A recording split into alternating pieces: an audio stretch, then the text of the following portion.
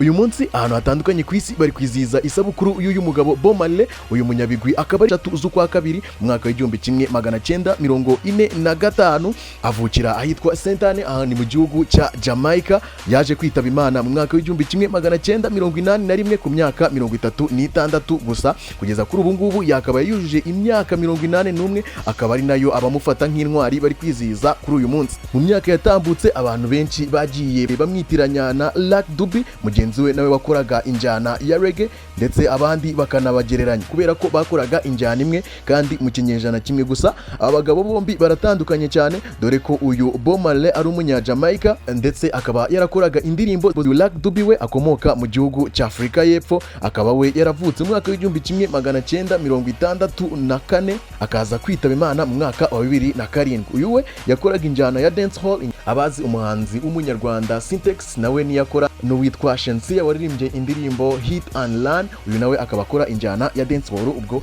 abantu batazi injyana ya dance hall bayumvise. Bob Marley yatangiye kuririmba mu mwaka w'1962 afite imyaka 17, mu gihe Lucky Dube we yatangiye mu mwaka w'1979 afite imyaka 15. Urumva ko batandukanye cyane. Lucky Dube akaba yarakoreshaga ingoma cyane, akavangamo na kagitari gakeya ariko kari modern. Uyu rero akaba yaraje nyuma ya Bob Marley, ndetse akaba yaranavugaga ko Bob Marley amwinspiringa cyane, ubwo bivuze ko yari we role model wiwe. Lucky Dube we rero akaba mu ndirimbo ze yaranyuzagamo ubutumwa yatangaga bwari ubutumwa bwarwanyaga icyitwaga apartheid.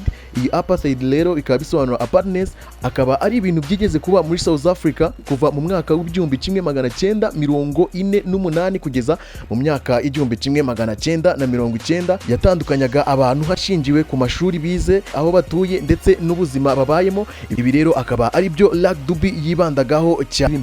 Ibihumbi byari bitabiriye iki gitaramo cyabereye muri stade Amahoro. Ikinyamakuru bita All Africa.com cyemeza ko iki gitaramo ari cyo gitaramo kinini kandi gikomeye cyabaye muri industry ya music mu Rwanda. Bivugwa ko kuva icyo gihe nta wundi muhanzi uruzuza stade Amahoro ku rwego nk'urwo Lucky Dube yayujujeho. Muri iki gitaramo Lucky Dube yaririmbye amasaha agera kuri 2 yose. Dore uko byari byifashe.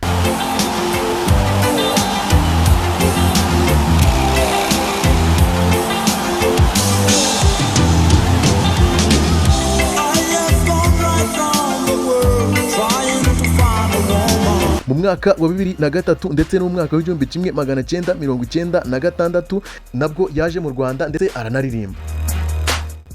Tugarutse kuri Bob Marley.